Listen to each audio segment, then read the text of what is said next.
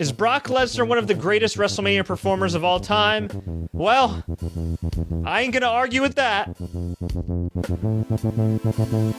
What's up, folks? This is Fred Richani of TSC News, the Sports Courier, your home for pro wrestling news updates, interviews, reviews, and everything in between. If you're new here, I'd appreciate you subscribing and checking things out. On this episode of Greatest Superstars in WrestleMania History, we cover the Beast, Brock Lesnar, his legacy at WrestleMania. It is a unique one, it is an eventful one, and it is a legendary one.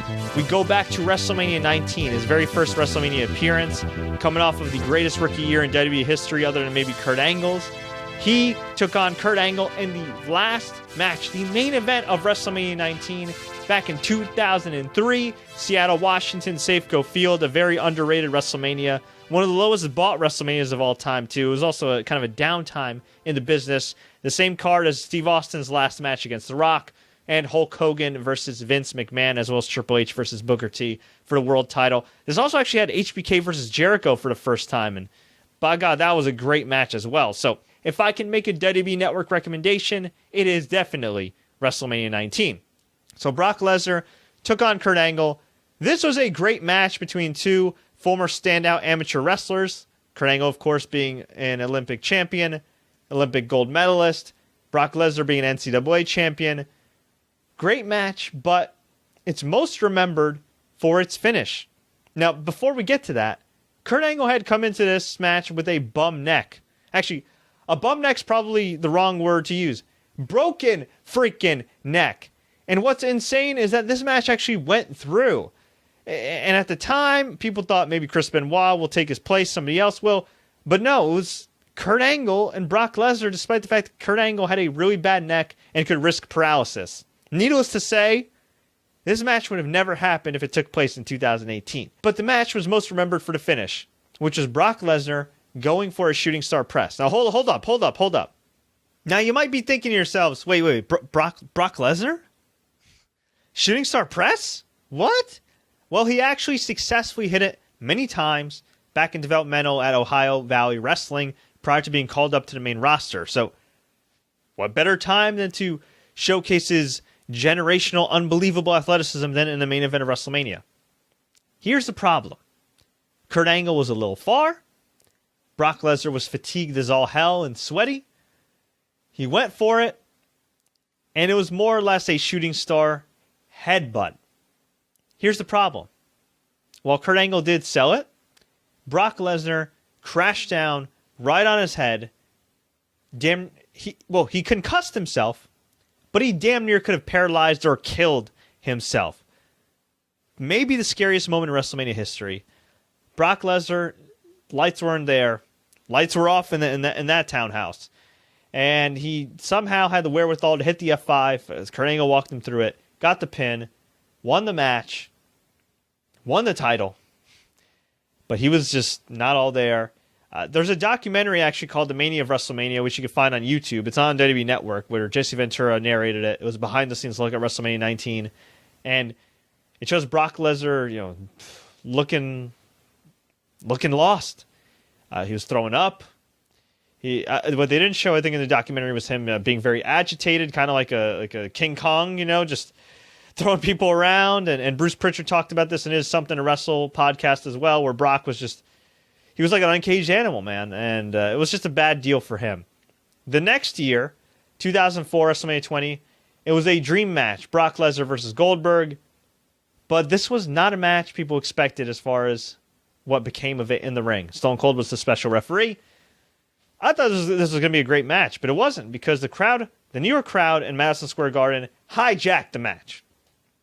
Brock Lesnar, he had told WWE a few days before, hey, I'm leaving, I'm going to the NFL.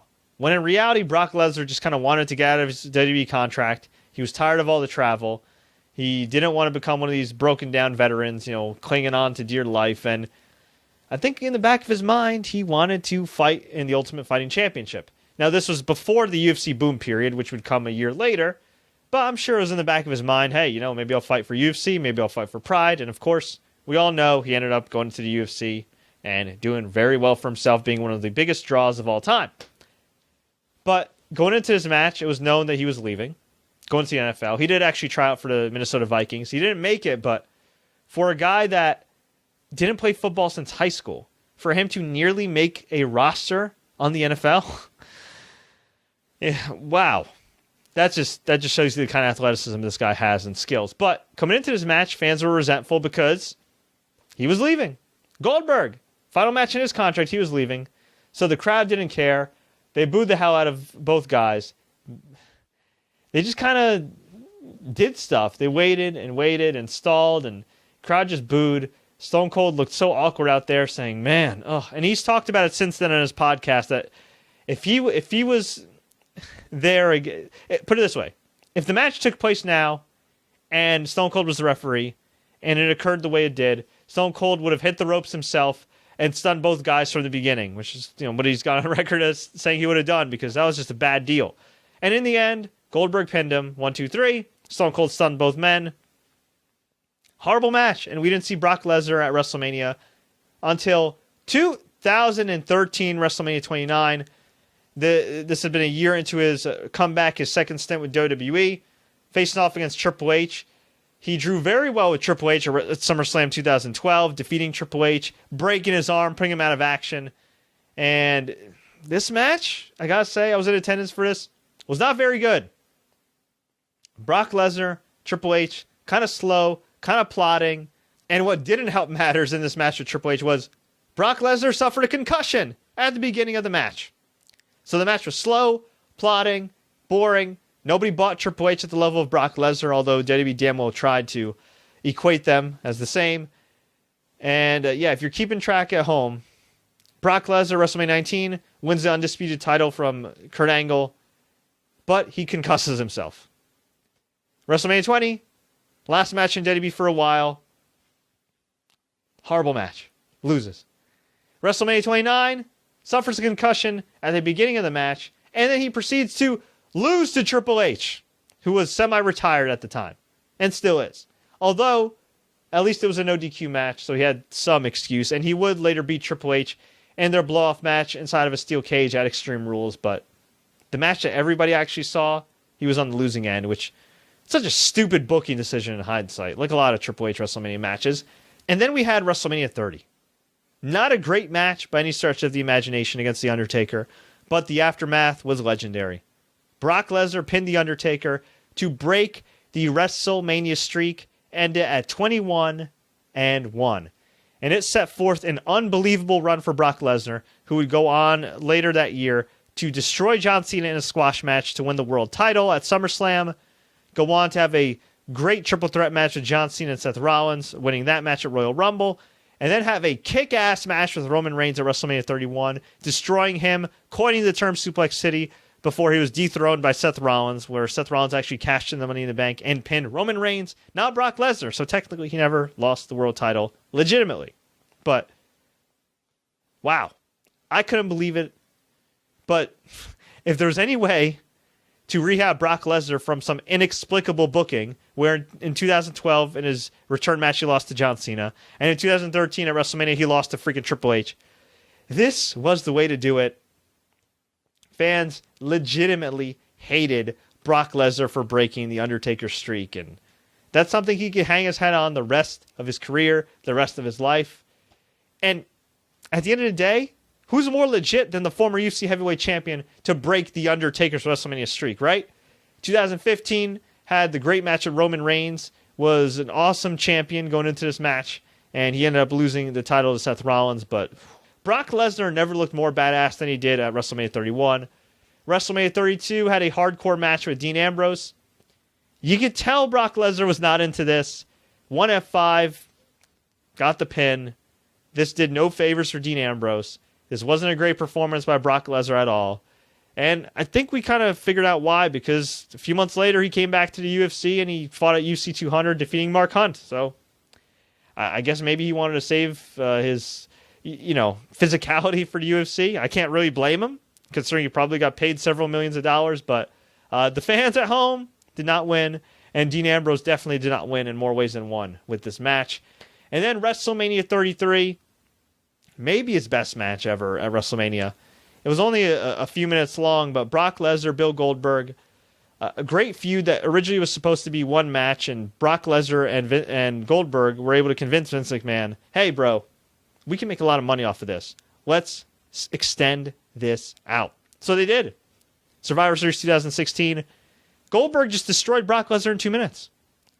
Then, in Royal Rumble in 2017, Goldberg eliminated Brock Lesnar. Following month, Fastlane, Goldberg pinned Kevin Owens to win the Universal Championship. And then going into WrestleMania, it was Brock Lesnar, Bill Goldberg, Universal title on the line. Just an insane match, maybe the best match of the show.